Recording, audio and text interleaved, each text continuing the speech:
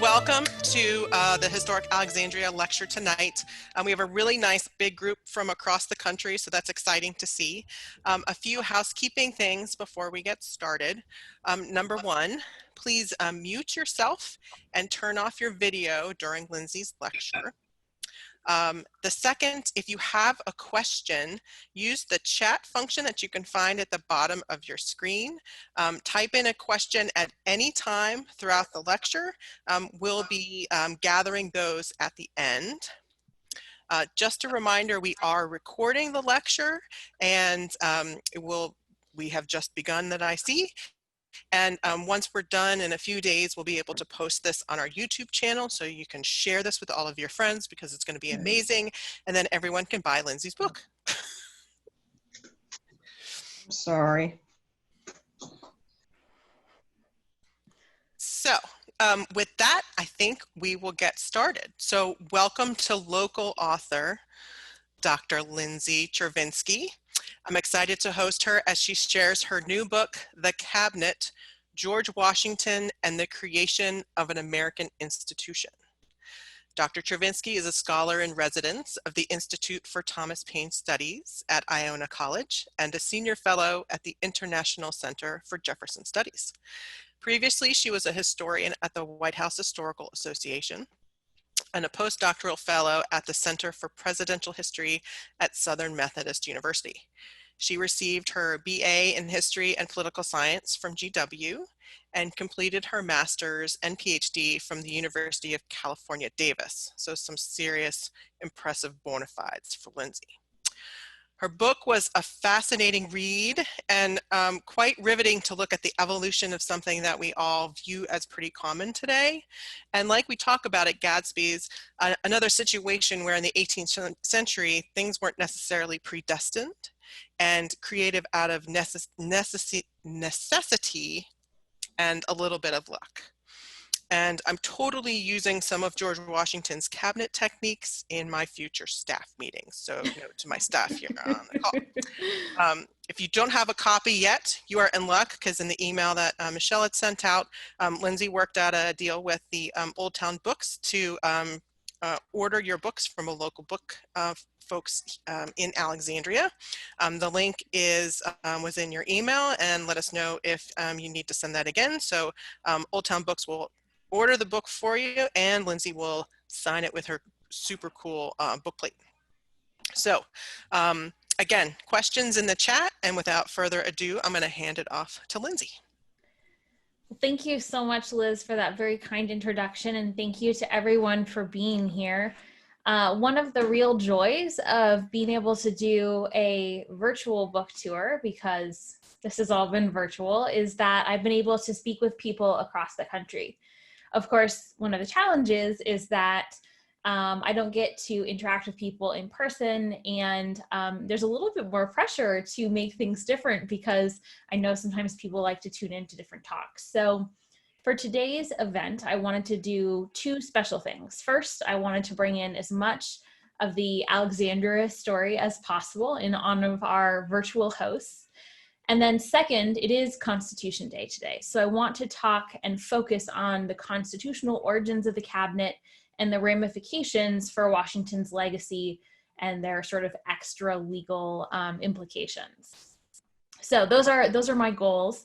My plan is to talk for about a half an hour, and then I would like to leave as much time as possible for questions.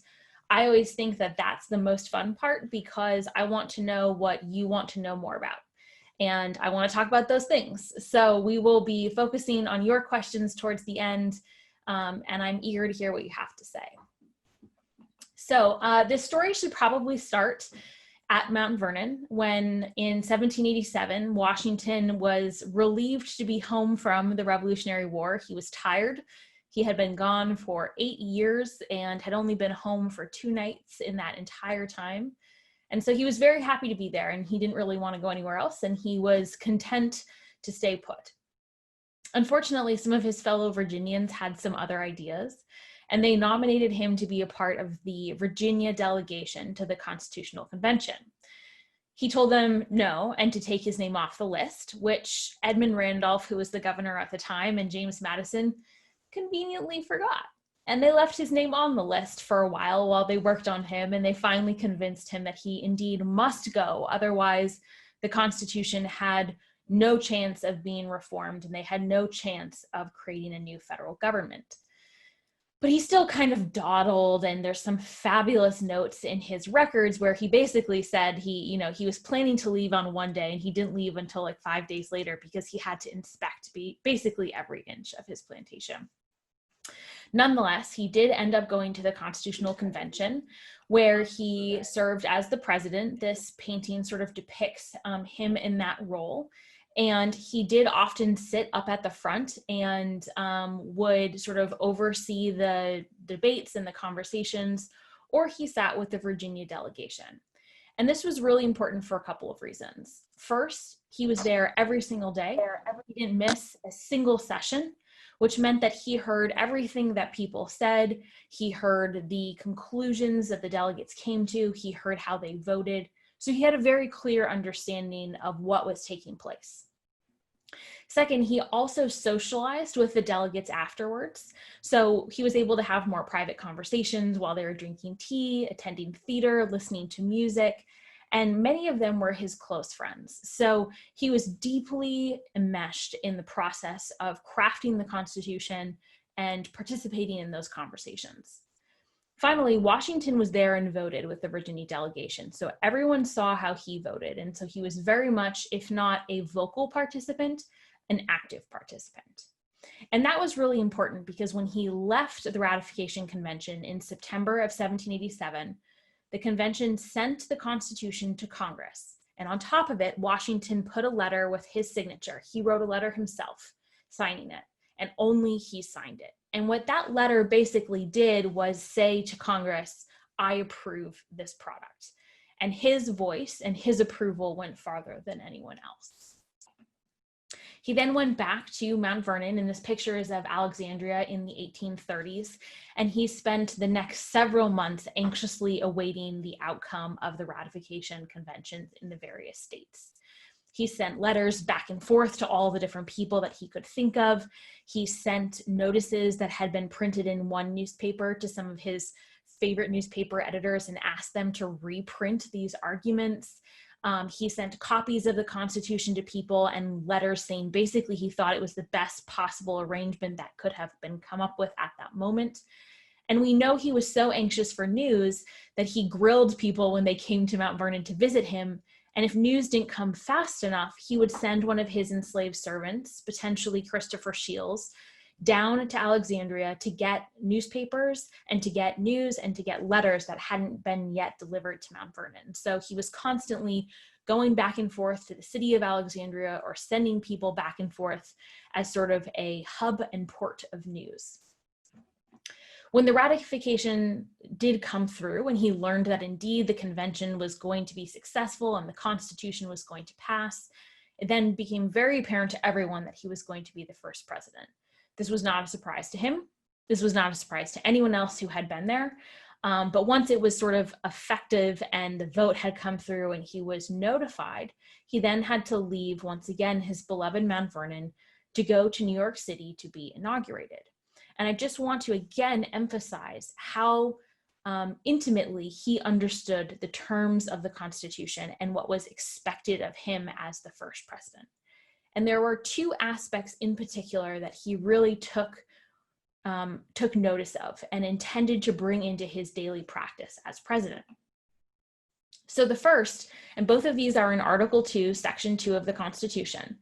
The first I have written out here, but basically it's the clause that we all know that says that the Senate has to confirm treaties and confirm appointments, or at least that's how we understand this clause in 2020. But actually, the delegates to the Constitutional Convention and many of the people that participated in the ratification process understood this clause to mean that the Senate would be a council on foreign affairs. And they wouldn't just be a rubber stamp or a veto on treaties and appointments, but rather that they would provide advice, an active advisory body, and help Washington make decisions. Now, you might think that sounds kind of crazy in 2020 when we have 100 senators, but when Washington first took office, there were only 22 senators in the Senate at that point. And so that's not a terribly huge number. And many of the people felt that they would be safe advisors. And I say safe in quotation marks because they were indirectly elected from the state legislatures. They could be removed, and if they gave bad advice or if they were bad advisors in general. And so it seemed like a good way to ensure that the president was getting advice from the right people, from experienced people, and from people who could be held accountable to the American people. So Washington agreed. He understood that this was the expectation. And in the summer of 1789, he prepared for his first visit to the Senate to discuss foreign affairs. He had planned to send commissioners to a peace negotiation between North Carolina, South Carolina, and the Creek Nation, and he needed to write up a set of instructions. Well, that's not something he had ever done before, and it technically fell under the realm sort of foreign affairs because Native American nations were sovereign. And so he decided he was going to go visit the Senate.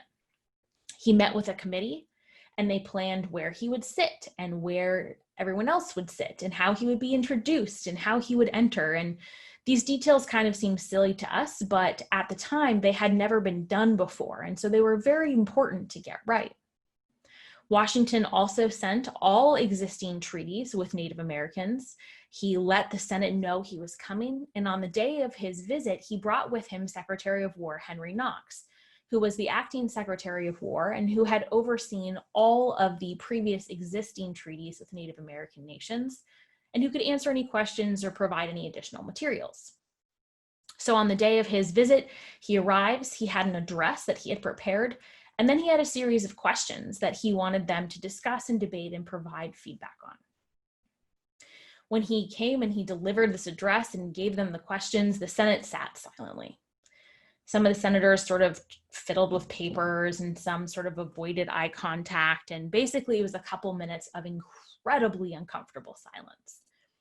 Finally, Senator William Maclay of Pennsylvania stood up, and he was convinced that if they didn't say something, Washington wouldn't come back. So he said, I think we should refer this issue to committee so that we can discuss it more in private, and then we'll give you our recommendation. And Washington absolutely lost his mind, and he yelled at them that it defeated every purpose of his being there, except, he was much taller and louder and probably much, much scarier because this was one of the most famous men in the world and everyone respected him. And here he was yelling at you. Finally calmed down, and he agreed to come back the next week. But on the way out, he reportedly said that he would never again return for advice. Now, we don't really know if he actually said this. The record is kind of thin, but whether or not he did, he was certainly thinking it because he never again went back for advice. So in this case, actions definitely speak louder than words. So that brings us to the second part of Article 2. And this was what Washington really started to grapple with in late 1789, early 1790. This clause of Article 2 says that the president may require in writing opinions from the secretaries of the departments about issues pertaining to their department. And this clause was crafted very carefully, and it has a couple of key components. First, the president may require. He doesn't have to require, and he is not bound by the advice of the secretaries. So that's essential. Second, the opinions have to be in writing. And that was really important because Americans were very distrusting of the British cabinet. They knew that it existed, they knew that it advised the king, but they didn't really know who was actually making decisions, who was actually giving advice, who was saying what, and basically who they could blame for all of the policies that they had hated so much.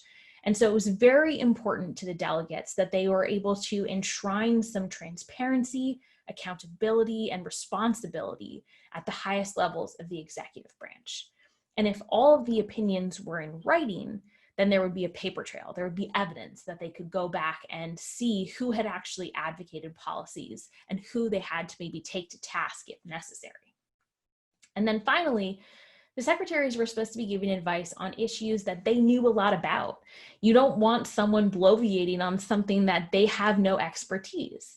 So you want to have advisors who are really knowledgeable and experienced giving advice about those issues.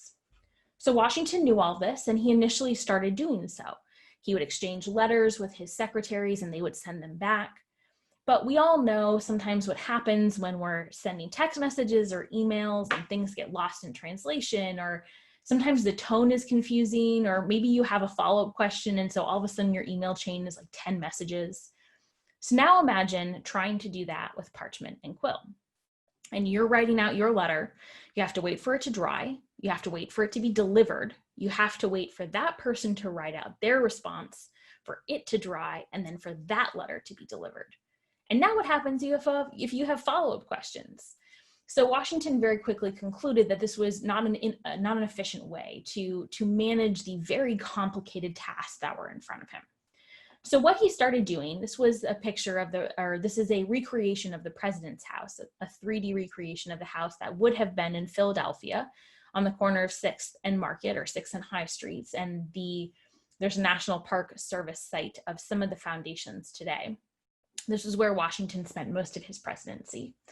So what he would do when he was sitting in his private study on the 2nd floor is he would write a letter, and the secretary would write a letter back, and then would follow up with an in-person consultation to sort of hammer out any existing details or talk through any issues that were remaining. And Washington used this method until November 26th, 1791, when he convened his very first cabinet meeting. And this date is really important because so many people think that the cabinet existed from day one. But if you think back to the 2 clauses that I showed you in Article 2, the word cabinet, or a provision for in-person meetings, is nowhere to be found. And Washington did not go into office intending to create this institution, which is why it took him over 2.5 years to convene a meeting. But in November of 1791, there was some conflict with France and Great Britain and Spain, and these issues were deeply complex and touched on matters of war and state and treasury and the Constitution. And so he really felt like he needed all 4 secretaries with him to discuss these particular issues. So just a quick run through of who is in the first cabinet. Of course, there's George Washington on the left, then Secretary of War Henry Knox, Secretary of the Treasury Alexander Hamilton, Secretary of State Thomas Jefferson, and Attorney General Edmund Randolph. Now, just for quick clarification, the Attorney General didn't actually have a department until the Department of Justice was created in 1870. But Washington did not treat Randolph as any less than the other secretaries. His advice counted for just as much. So I often lump them together in sort of recognition of how they were treated. So once Washington did decide that he in fact needed to have a cabinet and that meeting with them would be very helpful, he didn't really have any previous cabinets to go on. He didn't have a model that he could follow. Instead, he drew on practices that he had established during the Revolutionary War in his councils of war. And this is a really important leadership moment for Washington. It helps him define how he wants to sort of manage very big personalities and how he can get the best out of the people working with him. And he brings those practices into his presidency, which I think is something that is a little bit underappreciated when people tend to look at the presidency, and in particular Washington's administration, is what happened before. They don't just emerge out of nowhere. Washington, the general, is not in one bucket, and Washington, the president, is in another. They're very much fluid, and we can't understand one without the other. So Washington, when he met with his councils of war, sometimes they were in big luxurious homes that were his winter quarters, like the Longfellow House on the left there, which still stands in Cambridge. Or sometimes they were in his campaign tent in the middle of a battle. And the replica of this campaign tent had been at Mount Vernon, and now the remainders of it are at the Museum of the American Revolution in Pennsylvania, which I highly recommend going to see in person if you have the opportunity. It's pretty miraculous to see the tent live, and you can see the entrance where they actually had to raise it because Washington was too tall to enter in back and forth on a daily basis without having it raised up a little bit. So when Washington did convene a council of war, he did so for a couple of reasons. First, sometimes he frankly wanted political cover for controversial decisions. And if the officers agreed with him and put it in writing that they thought what he was doing was right, if he made a decision that he knew might be unpopular, like a retreat, or abandoning New York City, he would have support that his officers had agreed with that decision. And he would often send that on to Congress, even though they didn't always ask for it.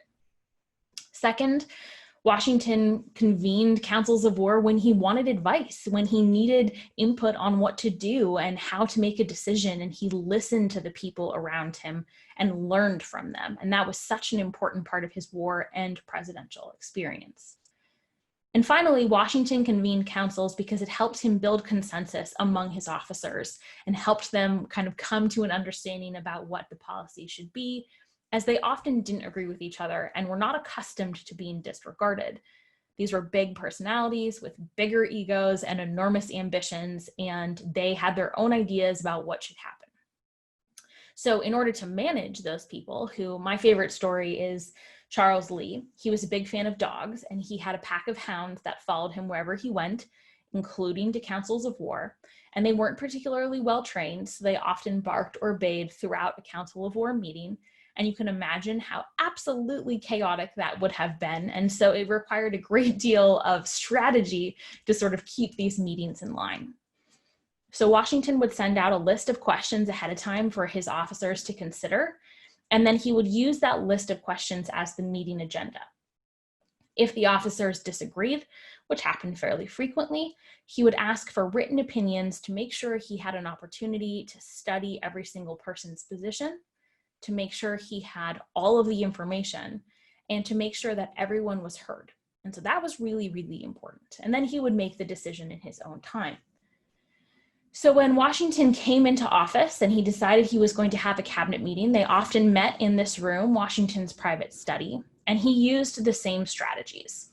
He would send out a list of questions. He would use that list of questions for the agenda. And then if the secretaries disagreed, which again, frankly, was more often than not, he would ask for a written opinion and make a decision later.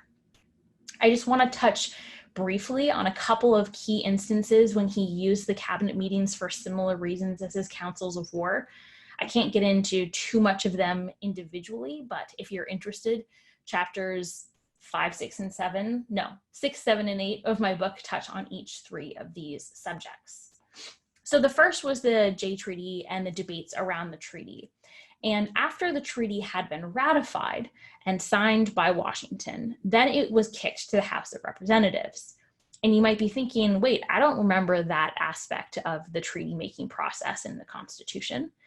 And you would be correct, except that in this instance, the treaty had a clause that required the United States government to create a commission to adjudicate pre-war debts that were owed by Americans to British merchants. And in order to create that commission, they had to raise money. So the House had to pass legislation to obtain those funds.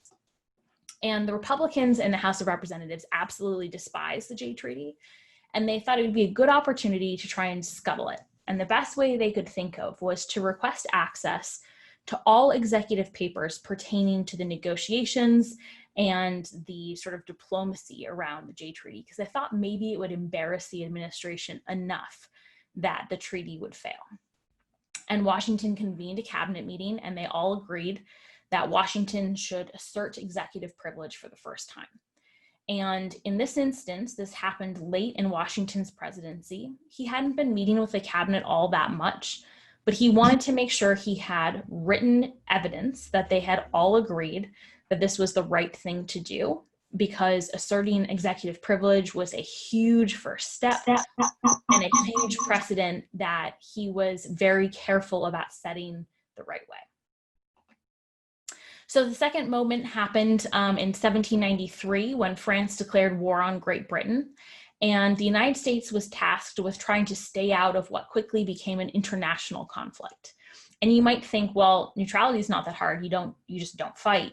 Except there are so many legal implications, both domestic and internationally. So domestically, the United States had never had the experience of trying to keep citizens out of war. And so what happened if a citizen decided to join a ship that was fighting against the French? How were they going to enforce neutral policy? Under what legislation were those charges going to be brought? Who was going to enforce them? Who was going to enforce punishment?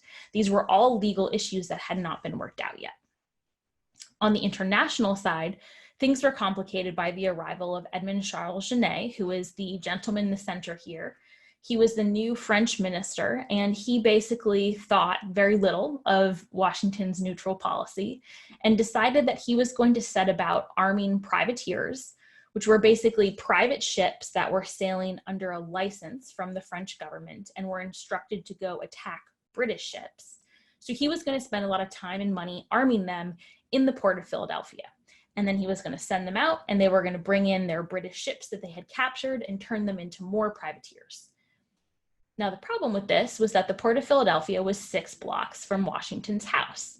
And the British minister certainly didn't miss this activity, and Washington did not miss this activity. And so that resulted in a great deal of conflict. And the cabinet eventually decided that they should request the recall of Genet, and they came up with a list of rules of neutrality that were then codified into law by Congress the following spring.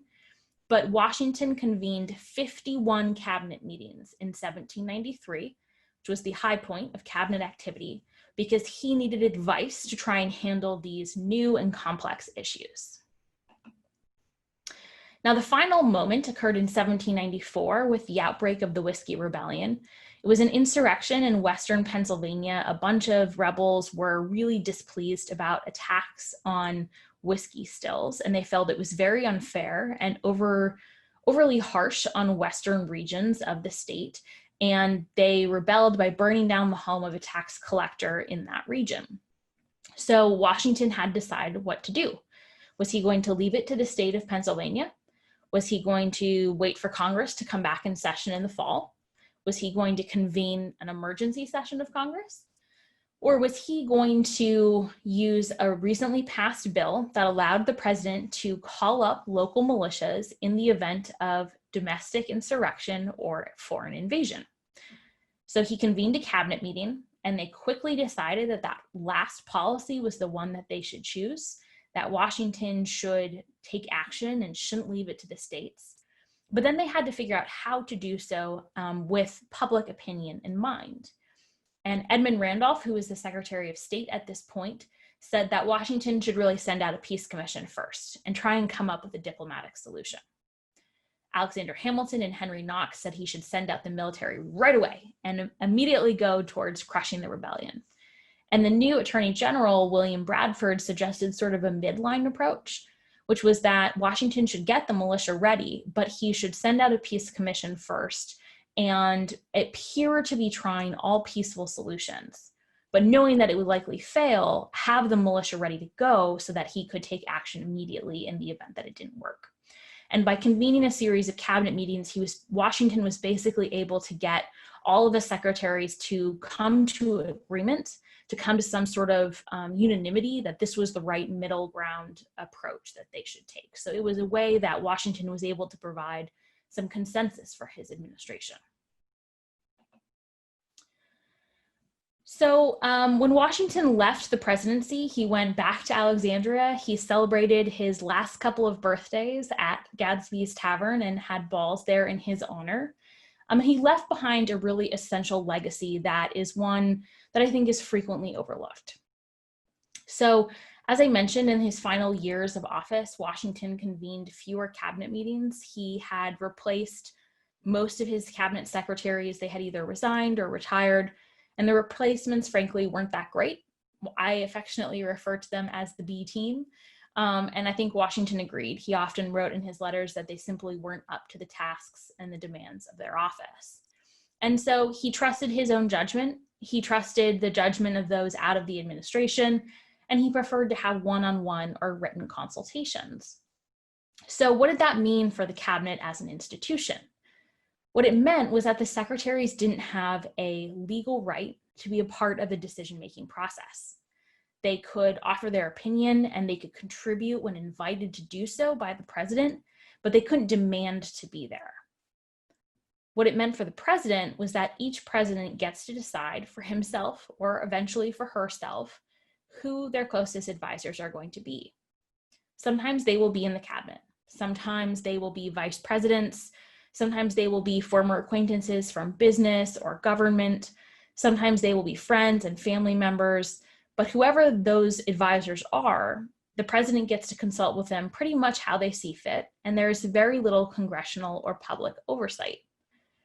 Now, sometimes that works great.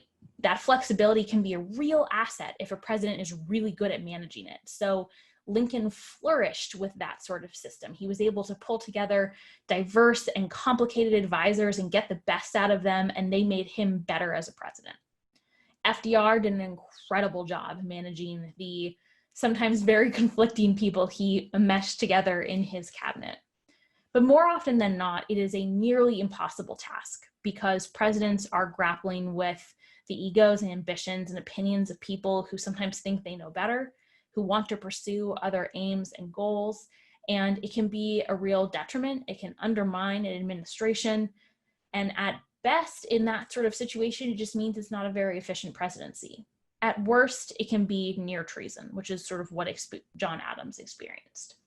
So it is quite an important legacy, and the cabinet reveals a ton about a president, his administration, and his leadership. And it's something that I hope you all will consider when you're looking at presidents across the span of American history, because I think it has a lot to say and we don't always consider it. So lastly, as Liz kindly mentioned in her introduction, this is a picture of the book plate, and then of course my inspiration for the little dog at the top. As some of you may know, George Washington was a huge fan of dogs, and he actually created the breed, the American Foxhound. He bred English foxhounds with French hounds that the Marquis de Lafayette had sent him as a gift, and he created the breed. In 2014, I adopted this dog, John Quincy Dog Adams, Quincy for short, and then found out later that he was an American Foxhound. And in a true twist of fate, I then learned that the person who brought over the French hounds from the Marquis de Lafayette to Washington was none other than John Quincy Adams. So don't say that history doesn't have a sense of humor, because it sure does. Anyway, if you have already bought a book, I would be delighted to send you on me a signed and personalized book plate. If you have not and are interested, you're welcome to buy them wherever books are available, but Old Town Books has provided a link to purchase them, and I have arranged to drop off signed book plates there as well, so you won't miss out on that personalization, which I know is one of the hardest parts about not being able to do in-person book events in 2020. So thank you guys so much for your attention. I am, again, so excited to hear your questions, and I guess let's get started. All right, so the first question in the chat is, do you have any early written opinions that still exist? And if yes, did any stick out during your research?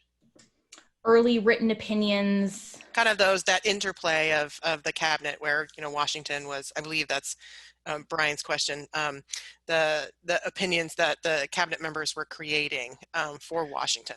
Oh, yes, absolutely. Such a great question. So one of the real amazing, it's a really good problem to have, but one of the challenges of researching for this book is that I had like 50,000 letters to comb through, because so many of Washington, Hamilton, Jefferson, Madison, Adams, and Knox and Randolph's letters still exist. And thankfully, they have been pretty much digitized and are mostly available online. So you can actually go see them yourself. If you go to founders.archives.gov, they are all available there. And there are lots of written opinions. And I mean, I suppose there are some that don't exist, and I don't know that they don't exist, but there are tons and tons and tons of written opinions on everything from Hamilton's bank bill to Washington's first veto to the neutrality crisis to Genet to the Whiskey Rebellion and everything in between. Awesome. Oh, thanks for dropping in the chat the link so everyone can have a party after we're off the lecture. The next question, who would you say was Washington's closest advisor? So this is sort of a more complex question or complex answer than you might think. It really depended on when we're talking about. Because in the first year and a half or so, I would say Knox was the most important and the closest advisor, because Washington was really focused on trying to come up with a peaceful solution for the diplomatic relationships with Native Americans. And that fell under the purview of the War Department, which is a little bit contradictory when we think about it. But nonetheless, that is where it fell. And so he and Knox were incredibly close from the war. So that was sort of a natural fit. After that, I would say it was sort of a vibe between Hamilton and Knox were really important. And then, but Jefferson was a really, really big vocal voice, and one that Washington really wanted to maintain in his cabinet because he understood it was a different perspective than that which was offered by Hamilton. And then once Hamilton retired and Knox retired and Jefferson retired, Edmund Randolph was critical to Washington. And we know that because at that point, he had some of these replacements. And when Washington received the Jay Treaty in the spring of 1795, he showed it to Randolph, and they decided to keep it a secret until the Senate came back into session. And everyone knew that they had it. So Madison wrote about it, John Adams wrote about it, the secretaries wrote about it, but no one else saw it. And there is no way that Washington would have kept a treaty secret from Hamilton when he was in office. And so it just shows you how much more he valued Randolph than some of the other secretaries at that point. Awesome. Was there ever a challenge to the legitimacy of there actually being a cabinet? Yeah, so this is one of the questions that really perplexed me, because as I sort of mentioned in my talk, the Americans were really distrusting of the British cabinet. They didn't like it, and they blamed it for starting the war, basically. They blamed British ministers in the cabinet for all of the unpopular legislation that had led to the rebellion. And yet, less than 20 years later, Washington had a cabinet, and everyone knew about it. And so I was like, wasn't there any sort of outcry about this institution? You think that there would be some backlash. And what I found was that the American people were very willing to accept the cabinet, and they were very willing to accept Washington needing a cabinet, but they got very uncomfortable when particular particular secretaries appeared to be acting too much like British ministers. So when it appeared that Hamilton was taking on too much power and too much authority and was meddling in Congress and maybe taking over some of Washington's position, then people started accusing him of acting like Lord North or Robert Walpole, who were two very famous and very disliked British ministers. So the real pushback came on how people used those positions as opposed to the institution itself. Great. Do you have any fun anecdotes about the cabinet dinner that was held at the Morris Jamel Mansion in New York? Yes. Well, so we have to be a little careful about this because this was a social gathering, but it was before the cabinet actually technically existed, because they hadn't yet met in an official capacity. And because there were a lot of women and other people present, there may have been some conversation about what was sort of taking place in Congress, but it likely wouldn't have been an official cabinet conversation. What's fascinating about that particular dinner is that it reflected the sort of dual role of the eventual cabinet. And that is that Washington considered the department secretaries to be his official family. And he often referred to them as the gentlemen of my family. And that practice was borrowed from the military, in which he thought of his officers and his aides de camp as the men of his family. And he treated them the same way. He invited them to go riding. They went to go see gardens together. They went to the theater. They had balls and dinners and social events. And Washington really tried to do the same thing with the cabinet. And in fact, before that dinner, they went to go see some ruins of the local forts that had been in New York from before the Revolution. And I think one of the reasons that Washington encouraged this social behavior is because he had witnessed how effective it had been at smoothing over hurt feelings and fostering an esprit de corps among his officers. And he really hoped that it would work the same way in the cabinet. It just didn't, because Hamilton and Jefferson hated each other so much. Yes, those cabinet rap battles. Oh, yes. Speaking of which, were any of the meetings minutes so we could see that interplay between Hamilton and Jefferson? Yeah, so they didn't take official minutes. There weren't official records, but both Hamilton and Jefferson kept copious notes. Bless them. because as a historian, we really, really want those records. So there are some great notes. Usually they're called cabinet meeting notes, or notes from a cabinet meeting. And if you go to that founders.archives.gov and you search for that, you can find them. My particular favorites are from Jefferson in, I believe, August of 1793. They are meeting up to 5 times per week to try and deal with all of the things that are coming up, including Genet, sometimes for several hours per day. They are meeting in that little room that I showed you that was absolutely full of furniture in Philadelphia in the summer with no air conditioning. And there were 5 really big guys in that room. So you can imagine that it was pretty squished space. They weren't particularly comfortable. Hamilton and Jefferson hate each other. And Jefferson writes in his notes that Hamilton gave a jury speech for 3/4 of an hour, which means that he spoke uninterrupted for 45 minutes in that little room. And we know that he tended to sort of gesticulate wildly and pace. And so you can just imagine him doing that in this space. And you can kind of see Jefferson's head exploding. But the best part is that Jefferson, they came back the next day and Hamilton did the exact same thing the next day. Oh, to be a fly on the wall. I know, right? It would be so fun to be able to hear some of that and what I'm sure is very colorful commentary. Yes. Was there any response to Washington's use of the executive privilege? Yes. Well, so there wasn't so much a response to the fact that he asserted executive privilege. The sort of shock and outrage came from his sort of epic mic drop at the end of the letter. At the end of the letter, he basically takes the opportunity to rebuke the House of Representatives and says, you know, I was at the Constitutional Convention. I was there when it was decided that the Senate and the president would make treaties together. The House is not supposed to have any role in that decision-making process. And if you don't believe me, I have the notes from the convention and I'm keeping them safely in the Department of State, and you're welcome to come take a look at them. And it is like the ultimate gauntlet throw. And because he took such a strong stance, opposition to the treaty sort of melted away, and it's demonstrated how powerful his reputation still was in 1796. But there were a lot of Republicans in the House who were a little bit pissed about that message, and in particular his reference to the Constitutional Convention, but there wasn't much they could do about it. Been there, done that, got the t-shirt. Yeah. In your research, did you ever find a president that considered not having a cabinet? It's a great question. So I think the closest probably was Jackson.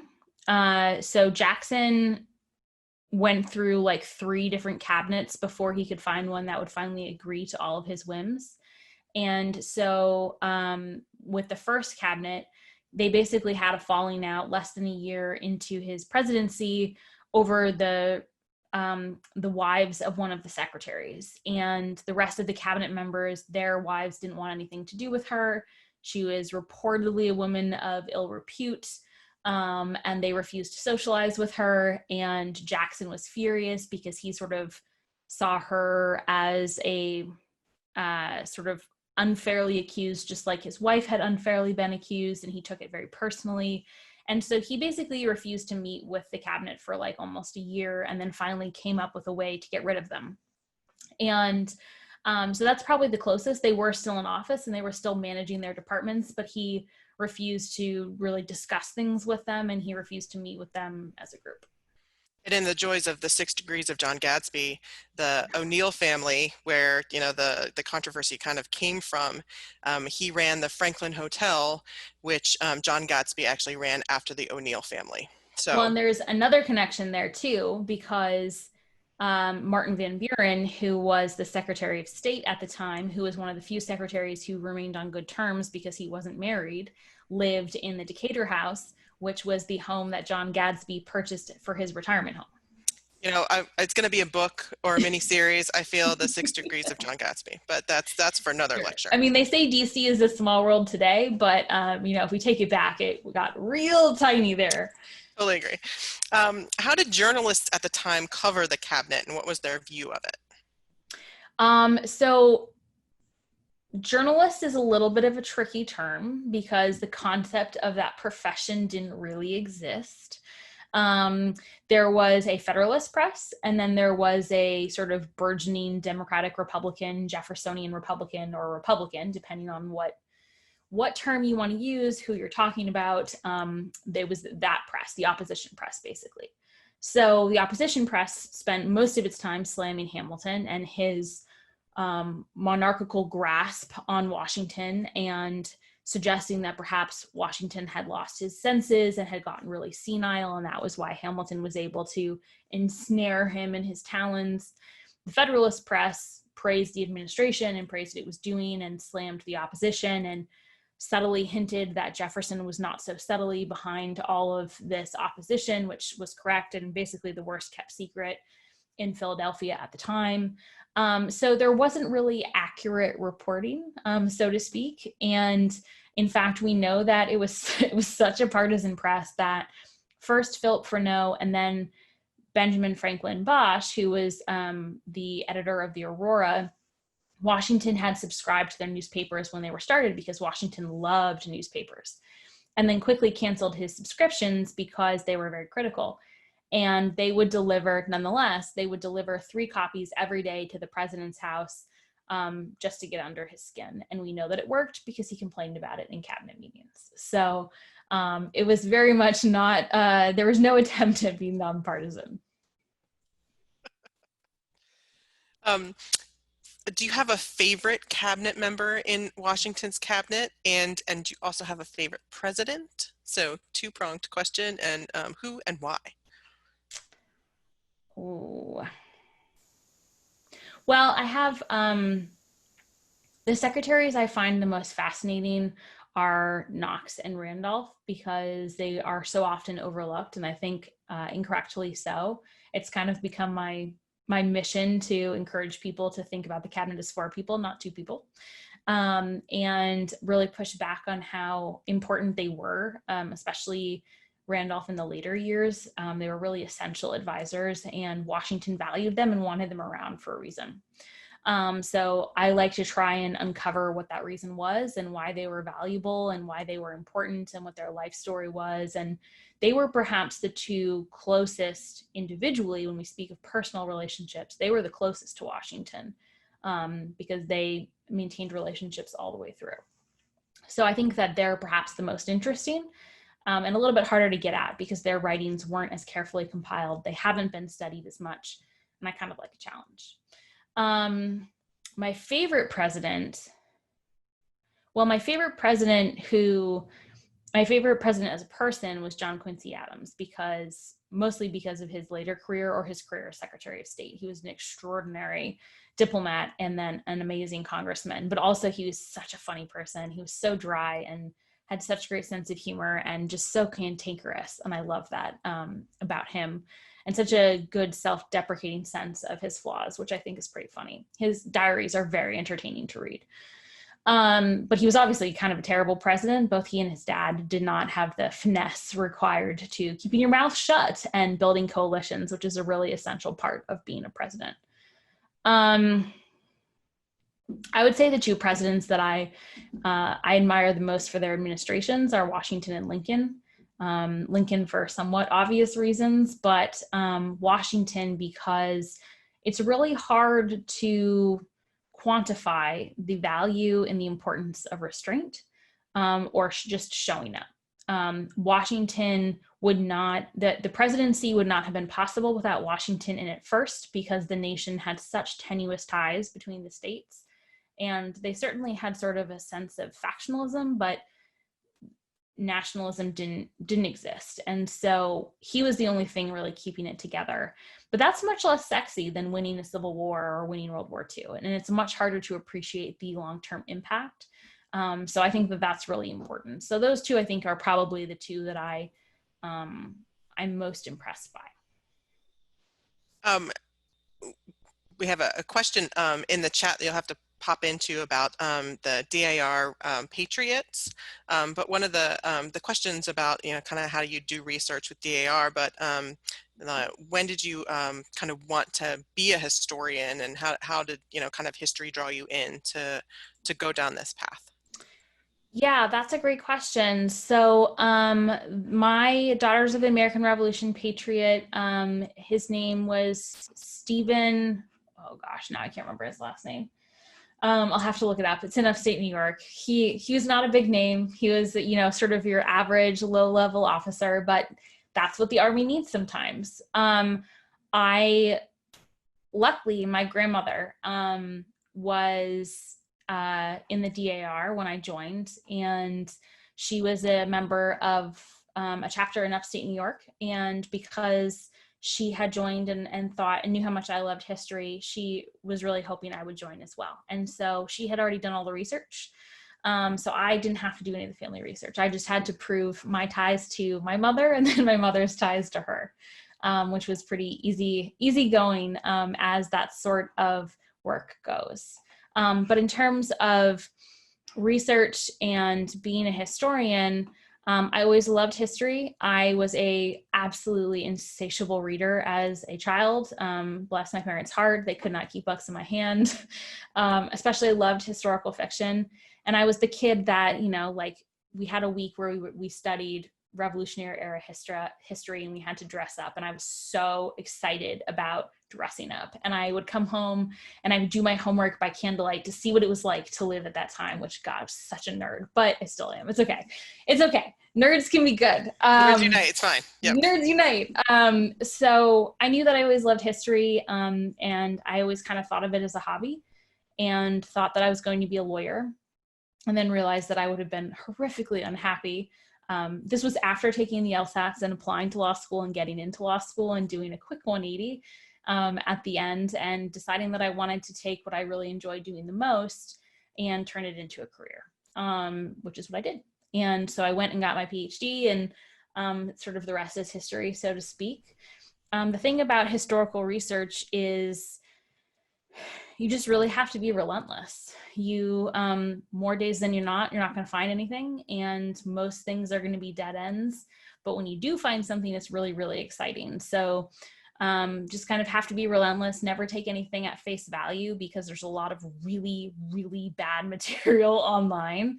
Online research is a gift, but also there's a lot of really bad stuff there. And just, be relentless, and don't be afraid to ask local societies, historical societies, genealogy societies, libraries for help. They are treasure troves of information, and often have way more than you would think. I can appreciate that. I was the nerd that dragged around really big Thomas Jefferson biographies in high school, so I see you. Our last question for the night is the issue of slavery. Did it ever come up in Washington cabinet conversations? Yeah, it's a really important question. And I'm really glad that people always seem to ask it, because it's easy to talk about the cabinet and the presidency and not really mention that, which would be obscuring a very large and important part of the story and American history. So thank you for asking that question. I found no record in the course of cabinet deliberations that the concept of slavery or debates over slavery ever came up officially. There are some obviously hints about it being in the background. So when they're debating where the eventual capital city should be, that is of course a factor that is being considered. Although I should say that those conversations did not happen in a cabinet meeting. That was all sort of before the cabinet started. Similarly, when we think about the debates over assumption of state debts and sort of Revolutionary War financial structures, that's the cabinet rap battle #1 in Hamilton, which also not a cabinet meeting in writing. That, of course, has an undertone of slavery, because the reason Virginians were able to pay off most of their debts was through enslaved labor. That being said, prior to becoming Attorney General, Edmund Randolph had been Washington's private lawyer, and he knew Washington's estate well. And when the capital city moved from New York City to Philadelphia, there was a law on the books that said that enslaved people who live in the state of Philadelphia for 6 months became emancipated. and Randolph tipped off Washington and Tobias Lear, who was sort of his unofficial chief of staff, if you will, about this law. And they came up with a solution that they would cycle out the enslaved people living in the home to Philadelphia or to Mount Vernon every 6 months to restart the clock, which is vile and awful. And there's no doubts about that. So it's good to just be honest about it. So it wasn't necessarily, that was not a cabinet discussion, but cabinet secretaries were well aware of it. And when the cabinet secretaries were over at the president's house and were there for family dinner, they were being served by enslaved people. So it was always in the background. It was always a subtext to some of the debates, and it was something they were all very much aware of. Last call for questions, because we're about at the 8 o'clock time frame. But I wanted to say thank you again for a great lecture, Lindsay. My pleasure. Woohoo! I'll give, claps around to our mutes. But two quick upcoming plugs for lectures that are in October. October 8th, we have Dr. Henriquez, who always speaks at Gadsby's. He'll be speaking at over Zoom about the election of 1800, which is kind of a very important topic as our election comes up in November. And then October 22nd, we have another local author, Jim Tankersley, who's come out with a new amazing book, The Riches of This Land. And it talks about the middle class and how it was created in around World War II and how it's evolved from then to now, and how it can revive in the future. So it's a really incredible book. I highly recommend that. So those two lectures are currently on sale in our gift shop online. Thank you, everyone. I really appreciate you tuning in.